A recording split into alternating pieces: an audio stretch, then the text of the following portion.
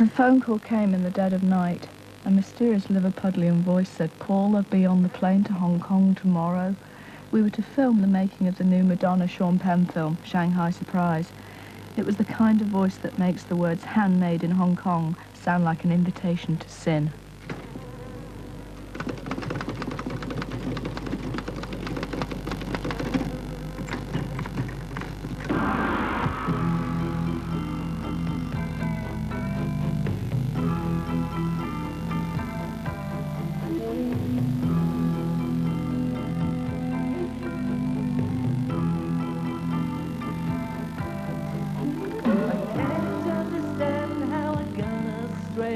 Should be sailing away on a liner.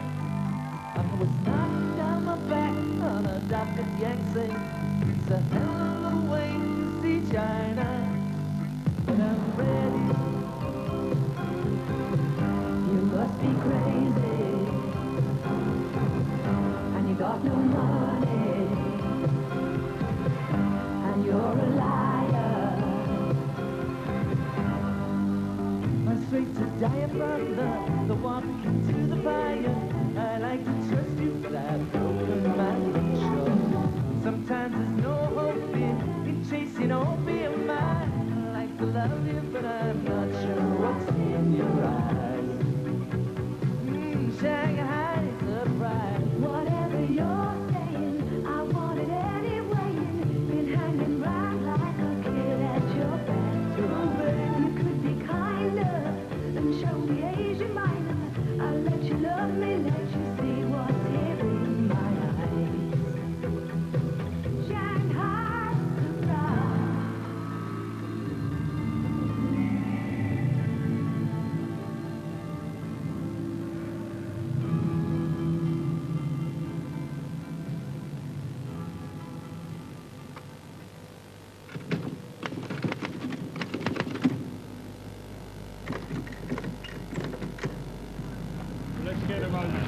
An hour and a half northeast of Kowloon, a freezing, deserted beach near the Chinese border has been invaded by big boys in anoraks.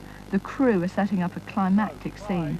So far, I know that the film is set in the late 1930s in Shanghai, that it's about opium intrigues, and that Madonna's got a paraffin heater in her tent which follows her up and down the beach. Right. Ready? 1, 2, 3. Better hop in, Big Stick. You got big trouble. Cut it. Okay, here we go. Right, settle please. On you. Yep. Right, roll. Be quiet. I'm turning. Camera turning. 106, take 2.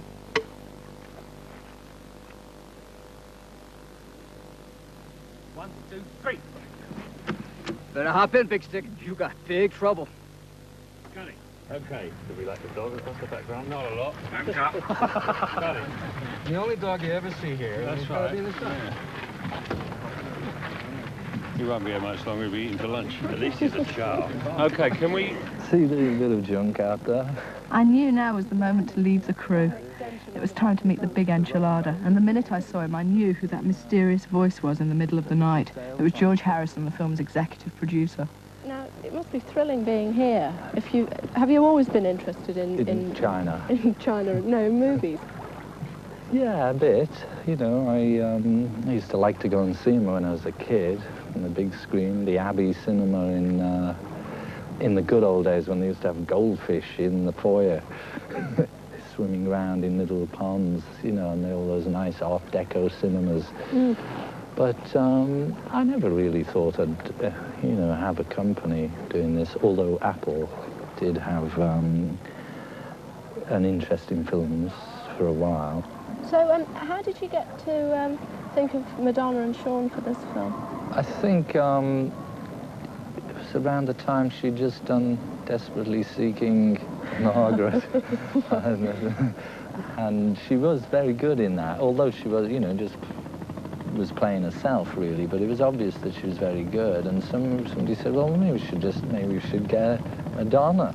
And it seemed like, Hard casting for a missionary. Yeah, but at the same time, it seemed sort of right.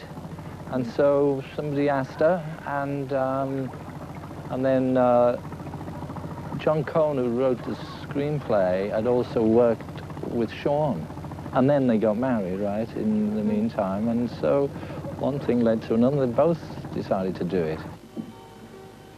Mr. Swayze, I release you from your obligation.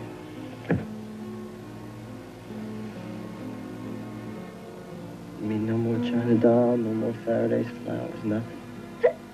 Absolutely. Stella!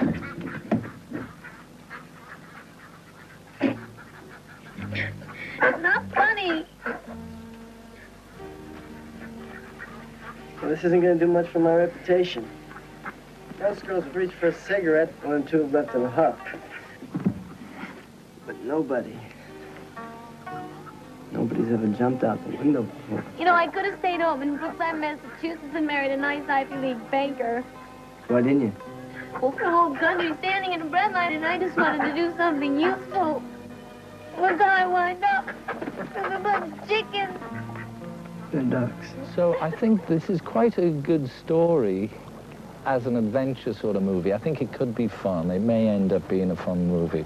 I hope so. I think if it's just got the elements of humor and suspense.